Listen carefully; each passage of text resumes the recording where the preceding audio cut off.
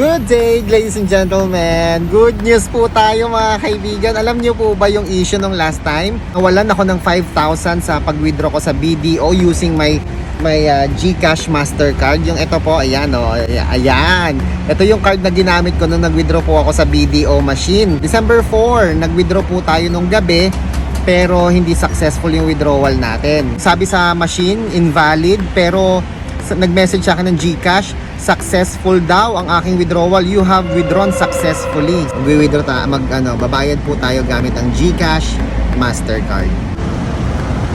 December 4, alas 6:24 ng gabi, hindi successful yung withdrawal natin sa machine, pero sa GCash ko nakalagay successfully withdrawn 5,018. Tapos po mga kaibigan, right after that, di ba nagmukhang tanga po tayo sa mall. So okay lang yon. Nag-worry ako na, alam mo yon, na paano yung 5,000, ganun, baka wala na. Pero knowing GCash, ilang beses na kami nagkaroon ng problema kay GCash na nagdoble yung singil niya sa amin, yung pagbabayad na. Alam mo yun, marami na ako naging problema kay GCash, kami mag-asawa. Pero alam niyo po mga kaibigan, laging tapat si GCash pag mali talaga nila, i-refund naman nila. Kapag may fault talaga sila, pinabalik naman nila.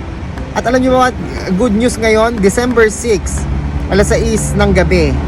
Mga kaibigan, bumalik na po yung 5,018 pesos. Anong ginawa ko? Wala po akong ginawa sa BDO. Wala pong kinalaman yung BDO mga kaibigan. Ang ginawa ko, nag-submit lang ako ng ticket case kay GCash. No? Nahirapan pa ako hanapin yung submit ticket kay GCash. Yung pala, wala na yung button na submit ticket. Kay ChatGG na po tayo magre-request ng submit ticket. Ita-type mo lang doon kay ChatGG submit ticket. Tapos maglalabas na siya ng button na magsasubmit ka ng ticket. Doon lang po, pinadala ko lang doon yung screenshot ng withdrawal na wala naman nangyari talaga. Screenshot noon, yung reference number noon, anong bangko, yung machine, BDO, tapos anong nangyari, ganun, kinuwento ko lang doon ng konti, brief lang yung kwento ko doon, parang telegrama lang. Tapos, yun. After 2 days mga kaibigan, dahil totoo namang walang na-withdraw, pumasok na po mga kaibigan yung 5,000 pesos. So hindi siya scam, hindi siya budol mga kaibigan. May mga nag-comment po, mga kaibigan, hindi po budol si GCash. Ang dami po kasi nagsasabi na pag isang kwento lang mali, talagang pinaniniwalaan na, pinagkakalat na yung hindi man lang sila nagjo-due diligence. Ay, wala yan si GCash, wag ka nagagamit ng GCash kasi ganito yan. 'Di ba guys? Sino bang perfect, 'di ba? Wala naman taong perfect, ladies and gentlemen.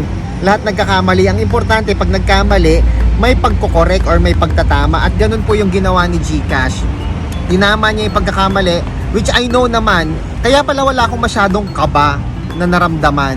Kasi alam ko, based sa experience ko with GCash, pag nagkamali siya, nire-refund niya, binabalik niya. Maghihintay ka nga lang. Akala ko nga abutin to ng 1 week No, yung pala, ilan lang, 2 days lang, na-refund na po yung 5,018. Nagtanong, may mga nabasa pa po akong comment na dapat kay BDO ka magre-report kasi machine yan ni BDO, pumasok ka sa branch, chu. Minessage ko rin po yung kaibigan kong taga BDO, si Henry Tagilaso. Hello Henry! Yan, thank you sa iyo. Sabi niya sa akin na wala talaga sila ding magagawa doon kasi ang mag-initiate ng complaint or ng investigation or report si GCash kasi ano yun pera ni GCash. I mean ang provider ang provider si BDO ng machine, pero yung principal natin si GCash. Kaya si GCash din ang magbabalik ng pera natin, hindi si BDO. Tapos sila na ni GCash bahala mag-usap.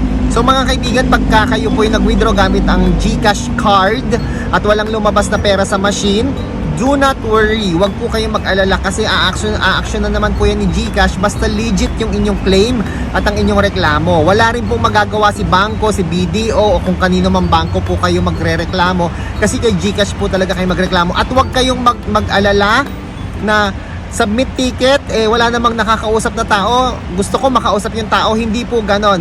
Mag-submit ticket po kayo kasi may mga nakatutok po mga agent dyan na sumasagot po sa kanilang mga assignment, no? Kamukha niyang ticket case. 2 days lang guys, wala akong kinausap, hindi ako tumawag sa 2882, walang kahit ano.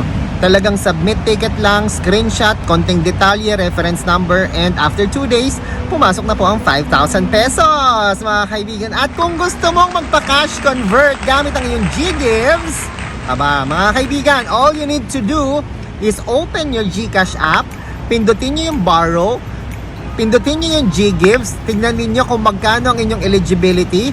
Kung gusto ninyong gamitin, i-swipe nyo na yan, i-scan nyo na, bumili na kayo sa Pure Gold o kahit saan, supermarket or anywhere.